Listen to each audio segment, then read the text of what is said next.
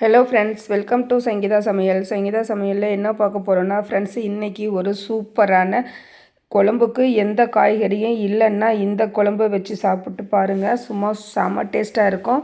உடம்புக்கு நம்மளோட ஹேருக்கு அவ்வளோ நல்லது. என்னன்னு பார்த்தீங்கன்னா கறிவேப்பிலை குழம்பு தான்.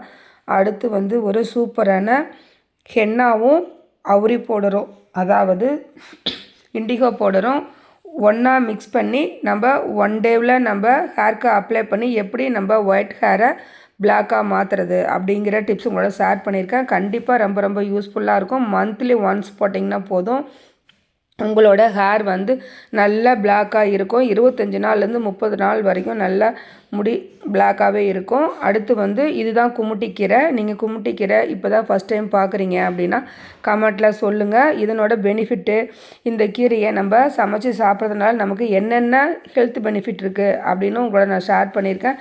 மிஸ் பண்ணாமல் வீடியோவை ஃபுல்லாக பாருங்கள். ஃபுல்லாக பார்த்துட்டு உங்களோட ஃபீட்பேக்கை கமெண்ட்டில் என்னோட ஷேர் பண்ணிக்கோங்க. இப்போ தான் என்னோடய சேனலை ஃபஸ்ட் டைம் பார்க்குறீங்கன்னா சப்ஸ்கிரைப் பண்ணிக்கோங்க. லைக் பண்ணி ஷேர் பண்ணி சப்போர்ட் பண்ணுங்கள். இப்போ வாங்க ஃப்ரெண்ட்ஸ், வீடியோக்குள்ளே போகலாம். ஃபஸ்ட்டு நம்ம துவரம் பருப்பை ஆட் பண்ணி இந்த குமுட்டிக்கீரை போட்டு தான் நம்ம மசியல் பண்ண போகிறோம். அதுக்கு நான் 1 கப் அளவு துவரம் பருப்பு எடுத்துக்கிட்டேன். பச்சை மிளகாய், பூண்டு, சின்ன வெங்காயம் 1 கைப்பிடி, தக்காளி 2, கீரை 2 கைப்பிடி எடுத்துக்கிட்டேன். குமுட்டிக்கீரை கொஞ்சமாக மஞ்சள் தூள் ஆட் பண்ணி தேவையான அளவு தண்ணி ஆட் பண்ணிக்கோங்க. அதில் 1 ஸ்பூன் குக்கிங் ஆயில் விட்டுக்கோங்க. இப்போது ஒரு 7 விசில் வச்சு நான் எடுத்துட்டேன். பாருங்கள், சூப்பராக பருப்பு வெந்து வந்துடுச்சு, நல்லா மலர்ந்து வந்துடுச்சு. இப்போ நம்ம இந்த பருப்பு தண்ணியை ஃபில்டர் பண்ணி நம்ம ரசம் வைக்க யூஸ் பண்ணிக்கலாம். இல்லை பருப்பு நம்ம கலக்கிறதுக்கும் நம்ம யூஸ் பண்ணிக்கலாம். இதில் நார்மல் தண்ணி ஊற்றாதீங்க. இப்போ நம்ம தாளிச்சிக்கலாம். அதுக்கு நான் பட்டர் ஆட் பண்ணியிருக்கேன். அது நல்லா மெல்ட் ஆகி நல்லா கரைஞ்சி வரணும். 1 ஸ்பூன் கடுகு, 1 ஸ்பூன் சீரகம் போட்டுக்கோங்க. கடுகு உளுந்து போட்டு காஞ்ச மிளகாய் போட்டுக்கோங்க. சின்ன வெங்காயம் 4 பல் பூண்டு தட்டி போட்டுக்கோங்க. இப்போ கருவேப்பிலை ஆட் பண்ணி கொஞ்சமாக பெருங்காயத்தூள் போட்டு தாளித்து எடுத்திங்கன்னா சும்மா சூப்பரான குமுட்டிக்கீரை பருப்பு மசியல் ரெடி. இது ஒயிட் ரைஸ், நீங்கள் இட்லிக்கு தோசைக்கு கூட நாங்கள் பயன்படுத்திக்கலாம். சூப்பராக இருக்கும். நாங்கள் இன்றைக்கி ஒயிட் ரைஸ் கூட தான் சாப்பிட்டோம்.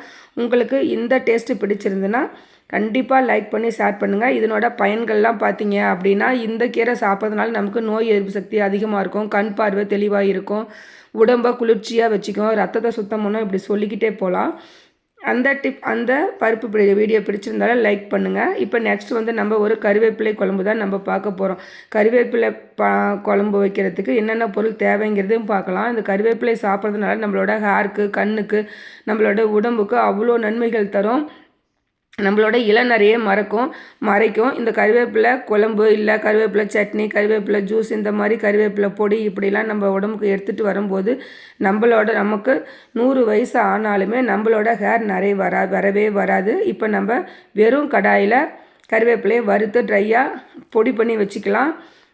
ஆயில் விடாமல் தான் வறுக்கணும். கறிவேப்பிலையை வறுத்து ஃப்ரை பண்ணி பொடி பண்ணி வச்சுக்கோங்க. இப்போ அதே மண் சட்டியில் குழம்பு நல்லெண்ணெய் ஊற்றி வச்சு பாருங்கள், செம்ம டேஸ்ட்டாக இருக்கும். இப்போ அதே மண் சட்டியில் நல்லெண்ணெய் 3 குழிக்கரண்டி ஊற்றிக்கோங்க. அது கூட கடுகு உளுந்து வெந்தயம் 1 ஸ்பூன் ஆட் பண்ணிக்கோங்க. அதுலேயே பூண்டு நல்ல ஒரு கைப்பிடி ஃபுல்லாக நீங்கள் பூண்டு எடுத்துக்கோங்க. அதுலேயே வெங்காயம், சின்ன வெங்காயம் 1 கைப்பிடி அளவு எடுத்துக்கோங்க. பூண்டும் சின்ன வெங்காயம் கொஞ்சம் தட்டி போட்டுக்கோங்க. நல்லா வாசனை சூப்பராக இருக்கும், அதுக்காக தான். இப்போ இந்த வெங்காயம் பூண்டு நல்லா கலர் சேஞ்ச் ஆகி வர வரைக்கும் ஃப்ரை பண்ணி எடுத்துக்கோங்க. அதுலேயே தக்காளி 2 பழம் எடுத்துக்கோங்க. நல்ல பழுத்த பழமாக இருக்கணும். 2 பழம் எடுத்து நீங்கள் அரைச்சி வச்சுக்கோங்க. இப்போ அரைச்சதை ஊற்றி நல்லா கலந்து கொடுத்து லிட்டு போட்டு ஒரு 5 மினிட்ஸ் விட்டுருங்க. நல்லா வெங்காயம் தக்காளி வெந்து எண்ணெய் பிரிஞ்சு வர வரைக்கும் நீங்கள் வெயிட் பண்ணுங்கள். இப்போ பாருங்கள், நம்ம ஊற்றின தக்காளி நல்லா வெந்து மேலே ஆயில் கசியுது. அந்த மாதிரி பிரிஞ்சு வர வரைக்கும் நம்ம ஃப்ரை பண்ணி எடுத்துக்கணும். அப்போ தான் பச்சை வாசனை இல்லாமல் நல்லா சூப்பராக இருக்கும். இன்னும் ஒரு 2 நிமிஷம் இருக்கட்டும். நல்லா அந்த தக்காளி வெந்து நல்லா ஆயில் பிரிஞ்சு வரட்டும். பாருங்கள், இப்போ நல்லா ஆயில் பிரிஞ்சு வந்துடுச்சு. இந்த டைமில் இந்த குழம்புக்கு தேவையான பொடி ஆட் பண்ணிக்கலாம். குழம்பு மிளகாய்த்தூள் பொடி இருந்தால் நீங்கள் 2 ஸ்பூன் ஆட் பண்ணிக்கோங்க. அது இல்லை அப்படின்னா நீங்கள் உங்கள் காரத்துக்கு தகுந்த மாதிரி மிளகாய் பொடி போட்டுக்கோங்க. அது கூட மல்லித்தூள் 2 ஸ்பூன் போட்டுக்கோங்க. என்கிட்ட குழம்பு மிளகாய்த்தூள் இல்லை, அதனால் நான் மிளகாய் பொடியும் மல்லித்தூளும் நான் ஆட் பண்ணிக்கிட்டேன். இதில் நம்ம வேறு எந்த மசால் பொடியும் நம்ம கலக்க போகிறதில்ல. ரொம்ப சூப்பராக இருக்கும் இந்த குழம்பு. நம்ம கருவேப்பிலை குழம்பு நம்ம வைக்கும்போது இது கூட நல்லெண்ணெய் ஊற்றி நீங்கள் கருவேப்பிலை குழம்பு வச்சிங்கன்னா தான் ரொம்ப டேஸ்ட்டாக இருக்கும். நான் கொஞ்சம் ஆயில் கம்மியாக தான் ஆட் பண்ணியிருக்கேன். நீங்கள் இன்னும் கொஞ்சம் கூட ஆயில் ஊற்றிக்கோங்க. ஏன்னா கருவேப்பிலை இது தொக்கு மாதிரி தான் நம்ம செய்கிறோம். அதனால் ஆயில் கொஞ்சம் கூட தான் பிடிக்கும். இது ஒரு டிப் தான். இப்போ நம்ம இந்த மாதிரி குழம்பு வகையெல்லாம் நம்ம கிளறும் போது கரண்டியை நம்மளோட ஸ்டவ் மேலேயே வச்சுடுவோம். அந்த மாதிரி வைக்கும்போது ஸ்டவ் க்ளீன் பண்ணுறது நமக்கு ஒரு பெரிய வேலையாக இருக்கும். அந்த மாதிரிலாம் இல்லாமல் இப்படி ஒரு பிளேட் வச்சு ஸ்டவ் மேலே அதில் இந்த மாதிரி கரண்டியை நீங்கள் வச்சிங்கன்னா நமக்கு ஸ்டவ்லேயும் அழுக்குப்படாது, எந்த ஒரு ஆயில் பசியும் இல்லாமல் ஸ்டவ்வும் நீட்டாக க்ளீனாக இருக்கும். இதுவும் ஒரு டிப் தான். உங்களுக்கு பிடிச்சிருந்தால் லைக் பண்ணுங்கள். இப்போ நம்ம போட்டிருக்க இந்த பொடி அந்த தக்காளி வெங்காயத்தோட நல்லா கலந்து ஆயில் பிரிஞ்சு வர வரைக்கும் லோ ஃப்ளேம் டு மீடியம் ஃப்ளேமில் வச்சு நீங்கள் ஃப்ரை பண்ணி எடுத்துக்கோங்க. இப்போ ஆயில் பிரிஞ்சு வந்ததும் நம்ம அரைச்சி வச்சுருக்கிற கருவேப்பிலை பொடியை ஆட் பண்ணிக்கலாம். ரொம்ப சூப்பராக இருக்கும் ஃப்ரெண்ட்ஸ். இப்போ ஹாஸ்டலில் இருக்க பிள்ளைங்களுக்காகட்டும், இல்லை வெளியில் போகிற நம்மளோட ஹஸ்பண்ட் ஆஃபீஸ் வழியாக வெளியில் போனாங்கன்னா அவங்களுக்கு கூட நீங்கள் இந்த மாதிரி தொக்கு செஞ்சு கொடுத்தீங்கன்னா இட்லி, தோசை, சப்பாத்தி, ஒயிட் ரைஸ் எல்லாத்துக்குமே பக்கா காம்பினேஷனாக இருக்கும். இப்போ ஒரு எலுமிச்சம்பழ அளவு புளி எடுத்து கரைச்சி ஆட் பண்ணிக்கோங்க. இந்த புளி தண்ணி மசாலா எல்லாம் நல்லா வெந்து இந்த மாதிரி ஆயில் பிரிஞ்சு வரும். ஆயில் பிரிஞ்சு வர வரைக்கும் வெயிட் பண்ணுங்கள். இடையிடையே கலந்து கொடுங்க. இப்போ நல்லா ஆயில் பிரிஞ்சு வந்துடுச்சு. இப்போது இன்னும் கொஞ்சம் நேரம் நல்லா பிரிஞ்சு வரட்டும். இப்போ நான் இதில் நாட்டு சக்கரை கொஞ்சம் ஆட் பண்ணுறேன். எதுக்கு அப்படின்னா நல்லா இந்த சுவையை இன்னும் கொஞ்சம் இன்க்ரீஸ் பண்ணி கொடுக்கும். அதுக்காக தான் நம்ம நாட்டு சக்கரை சேர்த்துறோம். இந்த ஸ்டேஜில் நீங்கள் நாட்டு சக்கரை இருந்தால் நீங்கள் ஒரு ஸ்பூன் ஆட் பண்ணிக்கோங்க. விருப்பம் இல்லைன்னா நீங்கள் ஸ்கிப் பண்ணிவிடுங்க. இப்போது நாட்டு சக்கரை ஆட் பண்ணிட்டு மேலே மல்லி இலை கொஞ்சமாக தூவி விடுங்க. தூவி விட்டு நீங்கள் ஃபைனலாக நீங்கள் இறக்கிடுங்க. அவ்வளோதான் ஃப்ரெண்ட்ஸு, சூப்பரான தொக்கு நமக்கு ரெடி ஆகிடுச்சு. வெங்காய தொக்கு. குழம்புக்கு எதுவும் இல்லை காய்கறிலாம் அப்படிங்கிற பட்சத்தில் நீங்கள் இந்த மாதிரி கருவேப்பிலை தொக்கு, பூண்டு தொக்கு இந்த மாதிரிலாம் நீங்கள் செஞ்சு வச்சுட்டிங்கன்னா 3 மாதம் ஆனாலும் கெடாது. ரொம்ப சூப்பராக இருக்கும். ஃபைனலாக நல்லா ஆறுனதையும் நான் வேறு பவுலுக்கு மாற்றிட்டேன். பாருங்கள் எவ்வளோ சூப்பராக இருக்குது. ஓகே ஃப்ரெண்ட்ஸ், இந்த தொக்கு உங்களுக்கு பிடிச்சிருந்தால் லைக் பண்ணி ஷேர் பண்ணுங்கள். நெக்ஸ்ட்டு ஒரு சூப்பரான ஹேர் டே தான். ஹென்னாவும் அவரி பொடியும் வச்சு நான் ஒரு ஹேர் டே ப்ரிப்பேர் பண்ணியிருந்தேன். ரொம்ப சூப்பராக முடிக்கு நல்லா இருந்தது. இளநரையாகட்டும் முதுநரையாகட்டும் ஒரே நாள் 1 ஸ்டெப்லேயே சூப்பராக நல்லா பிளாக்காக மாறிடுச்சு. அதனால் ஏற்கனவே நான் இதுக்கு முந்தின வீடியோவில் நான் இண்டிகோ மருதாணி பவுடர் ஒரு நாளைக்கும் மறுநாள் இண்டிகோ பவுடரும் நான் ஹேரில் அப்ளை பண்ணி உங்களுக்கு காமிச்சிருந்தேன். இப்போ ரெண்டையும் மருதாணி அண்ட் இண்டிகோ ரெண்டையுமே நான் ஒரே நாளில் கலந்து எப்படி நம்ம ஹேருக்கு அப்ளை பண்ணி நரைமுடியை பிளாக்காக மாற்றுறதுங்கிற மாதிரி தான் உங்களுக்கு சொல்லியிருக்கேன். இந்த டிப்பு உங்களுக்கு பிடிச்சிருக்கா என்னன்னு சொல்லுங்கள். இப்போ நம்ம ஹேருக்கு தகுந்த மாதிரி மருதாணி பவுடர் எடுத்துக்கலாம். நான் மருதாணி பவுடர் 2 ஸ்பூன் எடுத்துக்கிட்டேன். இப்போ அடுத்து அவுரி பவுடர் மருதாணி இதில் அளவுகளும் ரொம்ப முக்கியம்.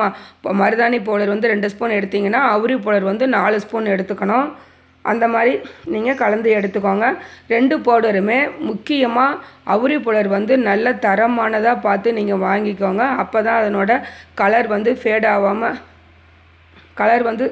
கலர் மங்காமல் இருக்கும்.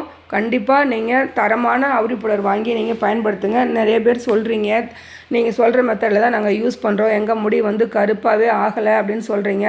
முக்கியமாக அவுரி பவுடர் தரமாக இருந்தால் மட்டும்தான் உங்கள் ஹேரில் நல்லா கலர் பிடிக்கும். இப்போ இதில் நான் என்ன பண்ணியிருக்கேன்னா மருதாணி பவுடர் 2 ஸ்பூன், அவுரி பவுடர் 4 ஸ்பூன் எடுத்துக்கிட்டேன். லெமன் அரை லெமன் பிழிஞ்சு விட்டுருங்க. கொஞ்சமாக ஒரு சிட்டிகை சால்ட்டு போட்டுக்கோங்க. நான் நார்மல் தண்ணி விட்டு தான் நான் கலந்துருக்கேன். இதில் கற்றாழை ஜெல் 3 ஸ்பூன் போட்டிருக்கேன். எதுக்கு போட்டிருக்கேன் அப்படின்னா கற்றாழை ஜெல் போடுறதுனால நம்மளோட ஹேர் இந்த மருதாணி பவுடர் போடுறதுனால ஹேர் ட்ரை ஆகும் சில பேர்த்துக்கு. அந்த மாதிரி ட்ரை ஆகாமல் இருக்கிறதுக்கு தான் நான் கற்றாழை ஜெல்லும் ஆட் பண்ணியிருக்கேன். இதெல்லாம் பயன்படுத்தி நல்லா மிக்ஸ் பண்ணிவிடுங்க. மிக்ஸ் பண்ண உடனே உங்களோட ஹேரில் நீங்கள் அப்ளை பண்ணிடணும்.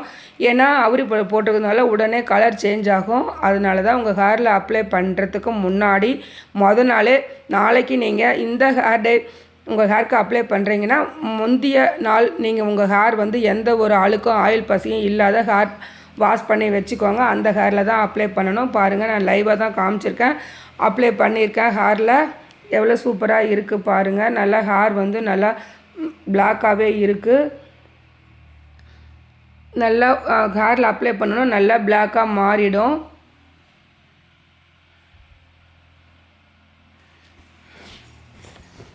இப்போ ஹேர் அப்ளை பண்ணி ஒரு 3 மணி நேரம் அப்படியே விட்டுருங்க. 3 மணி நேரம் கழித்து நீங்கள் வாஷ் பண்ணுங்கள். வாஷ் பண்ண உடனே நல்லா கருகருன்னு மாறும் அப்படின்லாம் நான் சொல்லலை. ஒரு 24 ஹவர் ரெஸ்ட்டு விட்டுருங்க. 24 மணி நேரம் கழித்து பார்த்தீங்கன்னா நல்லா பிளாக்காக மாறிடும். ஓகே ஃப்ரெண்ட்ஸ், பாய். இந்த வீடியோ பிடிச்சிருந்தால் லைக் பண்ணி ஷேர் பண்ணுங்கள். தேங்க்யூ.